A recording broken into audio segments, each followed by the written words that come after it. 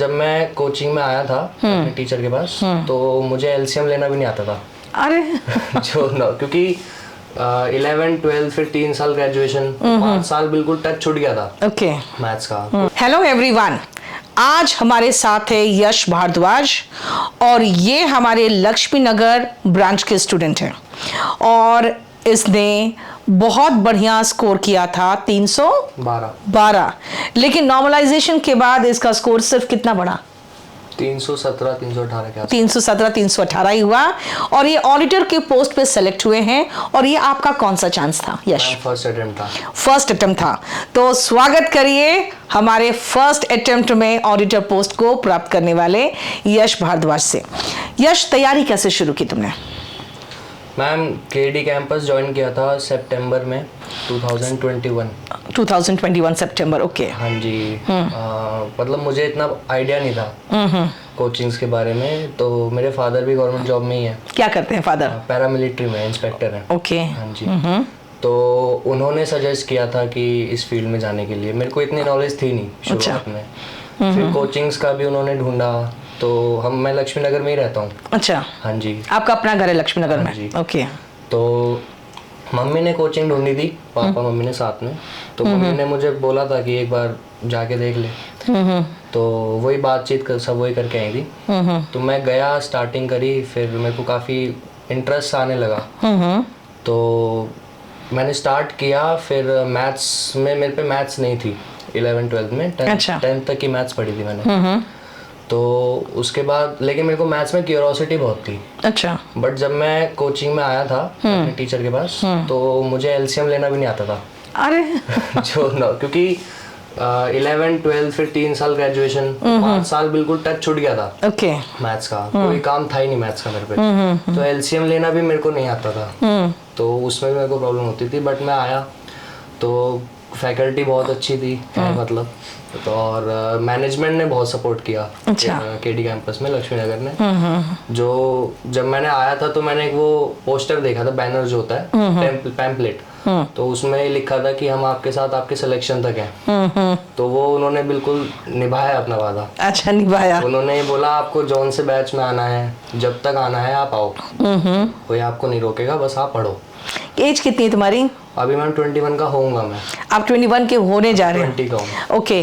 तो वहाँ पे जैसे आपका कहना है कि मैनेजमेंट ने बहुत सपोर्ट किया।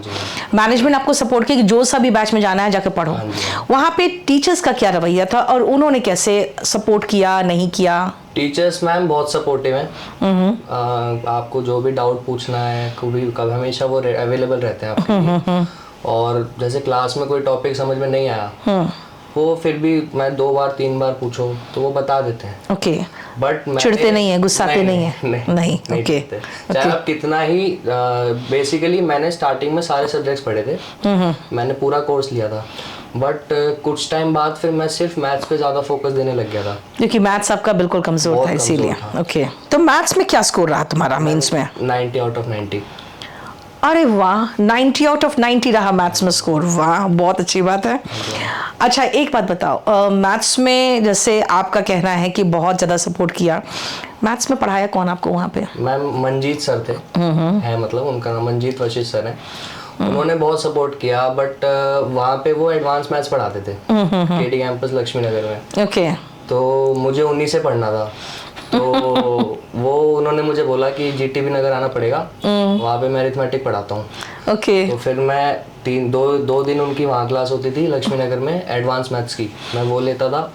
फिर मैं जीटीबी नगर भी आता था उनसे अरिथमेटिक पढ़ने, क्योंकि मेरे को ये था कि पूरा मैथ्स मेरे को इन्हीं से पढ़ना है। क्योंकि बहुत ही मैम टीचर सारे अच्छे हैं, मैं किसी टीचर की बुराई नहीं करूँगा। बट एक होता है कि आप किसी टीचर से कनेक्ट कर जाते हो, तो वो मैं उनसे कर गया था। और बहुत ही जैसे एज अ बिग ब्रदर उन्होंने मुझे पढ़ाया, हमेशा रखा।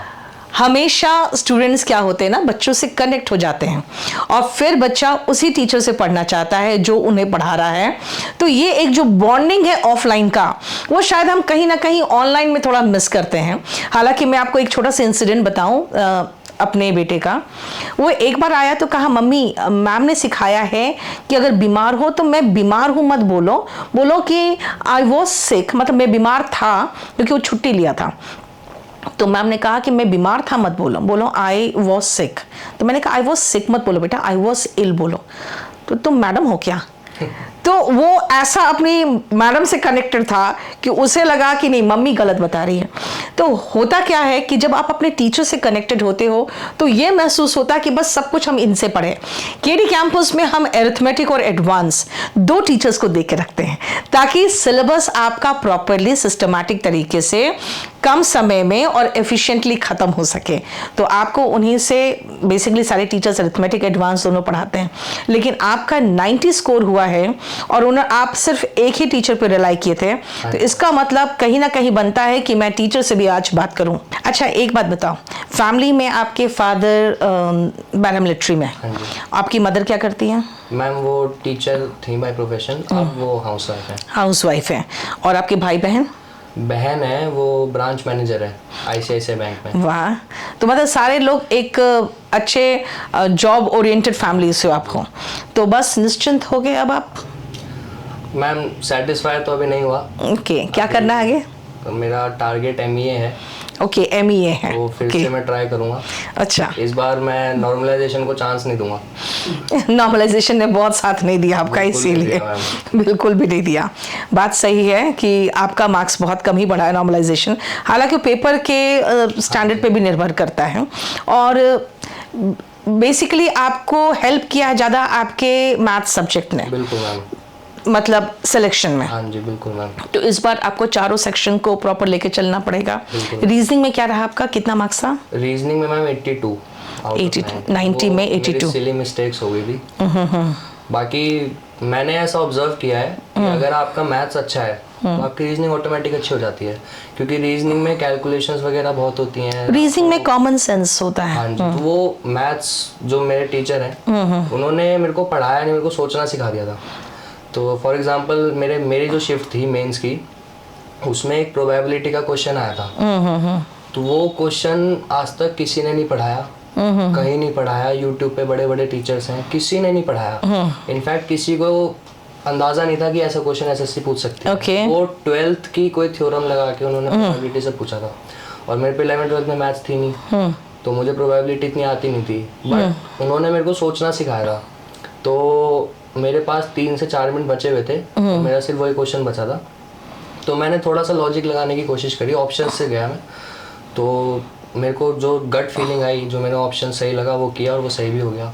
तो वो मुझे आता नहीं था वो क्वेश्चन, बट उन्होंने मुझे क्योंकि सोचना सिखा दिया था और मेरे अंदर इतना कॉन्फिडेंस भर दिया था, तो मैं वो सोच के वो क्वेश्चन कराया, और उसी की वजह से मैंने सीडीएस भी क्लियर कर लिया फर्स्ट अटेम्प्ट में ही। सीएचएसएल में भी मेरे काफ़ी अच्छे मार्क्स आए हैं, 160 प्लस कुछ आए हैं। तो पहले तो मुझे मैनेजमेंट का नाम बताइए जिन्होंने आपको सपोर्ट किया।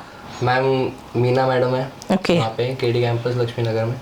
उन्होंने बहुत सपोर्ट किया, उन्होंने बोला तेरे को जो पैस लेना है ले, जहाँ जाना जा। ओके, और मैथ्स में किस टीचर का नाम ले रहे हैं आप? Ma'am Manjeet Vashishtha sir. Manjeet Vashishtha sir.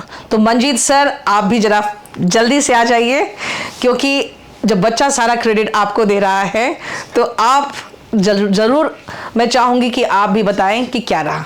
बैठिए सर, आप केडी कैंपस में कब से ये बताइए?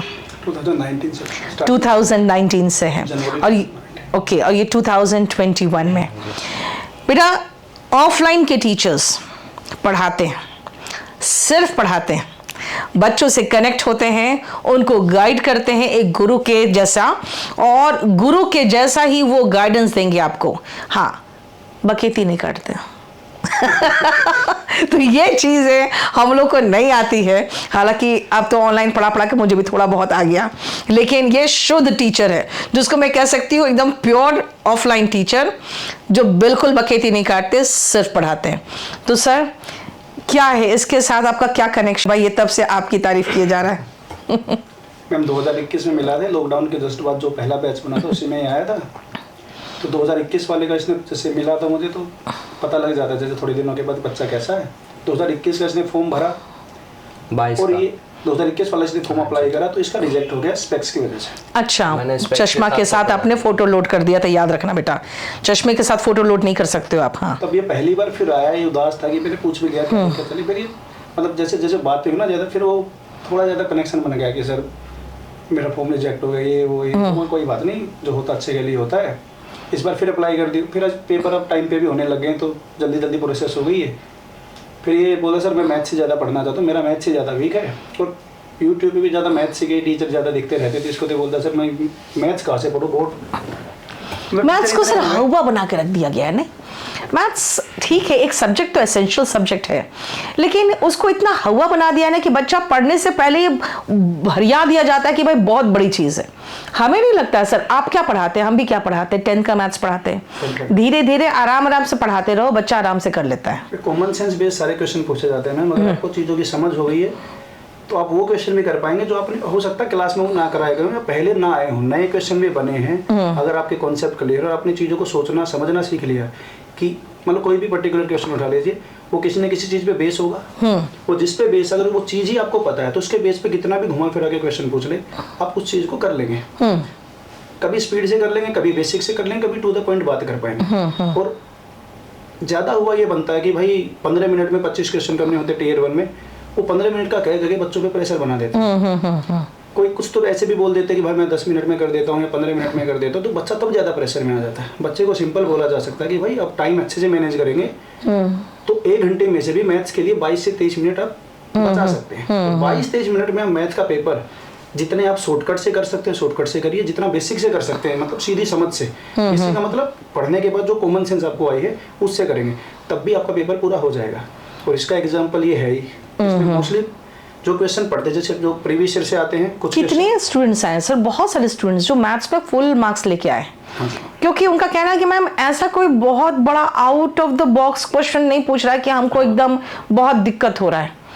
ठीक है मैम, एक चीज मैं इसमें ऐड करना चाहूँगा, सॉरी।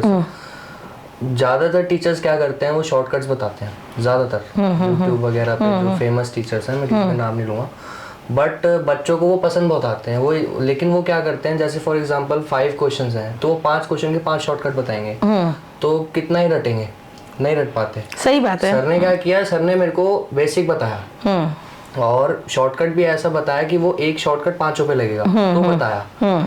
तो मेरा ये मानना है, अगर आप उस मेथड से प्रैक्टिस कीजिए जो आपको पेपर में क्वेश्चन देखते ही दिमाग में आ जाए। सही बात है, सही बात है। वरना शॉर्टकट सोचने में आपको आधा मिनट लग जाएगा और फिर वो अप्लाई करने में सिली मिस्टेक होने के चांस है। शॉर्टकट में ही दिक्कत आती है। कॉन्सेप्ट हम लोग जैसे केडी कैंपस में कॉन्सेप्चुअली शॉर्टकट बताते हैं कि भाई वो कॉन्सेप्ट सब में लागू हो जाए, उस तरह के सारे क्वेश्चंस में।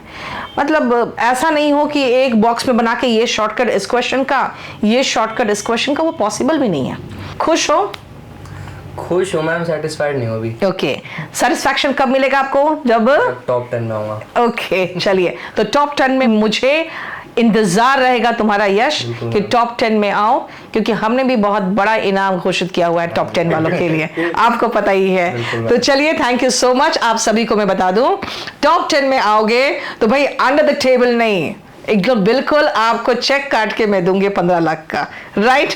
क्योंकि 15 लाख का तो अलग ही स्वैग चल रहा था। तो मैं जरूर इंतजार करूंगी फिर से यश का अगले साल, और all the best. Thank you ma'am. बहुत अच्छा लगा मिलके, और खासकर तब जब स्टूडेंट खुद कामयाब होता है लेकिन क्रेडिट टीचर को दे देता है। तो सच कहूं तो हम लोग क्रेडिट ले लेते हैं और खुश भी होते हैं, हमारा सीना चौड़ा भी होता है, लेकिन बच्चा मेहनत करता है तभी कामयाब होता है। क्यों सर, है ना? तो हमें भी ऐसे ही होनहार बच्चों की ज़रूरत है, और आपको भी हमारे जैसे ईमानदार टीचर्स की ज़रूरत है। चलिए, मिलते हैं फिर से आपके साथ। एक बहुत अच्छा फिर से एक स्टूडेंट लेके आऊँगी मैं, जो आपको अपनी कामयाबी की कहानी सुनाएगा। Thank you, thank you. Thank you. एक मिनट, मिठाई भी बंद कर दिया क्या? नहीं ना, ये जो मिठाई लेके आया था और इसने कहा था कि मैम मैं आपके लिए मिठाई लेके आया, तो बेटा मैं आपको बताती हूँ, सबसे बढ़िया जो मुझे मीठा लगता है और जो मेरा वेट बढ़ा रहा है और जबरदस्त बढ़ा रहा है, वो है बच्चों का सिलेक्शन वाला मिठाई। चलो खोलो फटाफट, ये देखो। सबसे बढ़िया बात है कि मैं खिलाती हूँ लड्डू, आता है वापस मिलके काजू का बर्फी। बच्चों को मैं लड्डू खिला के भगा देती हूँ और वो लेके आते हैं काजू की barfi. Thank you so much बेटा, पहले तुम खाओ क्योंकि इसका असली हकदार यही है, और एक मंजित सर हकदार है, ठीक है ना? बाकी मैं तो खाती रहती हूँ। Thank you so much, thank you.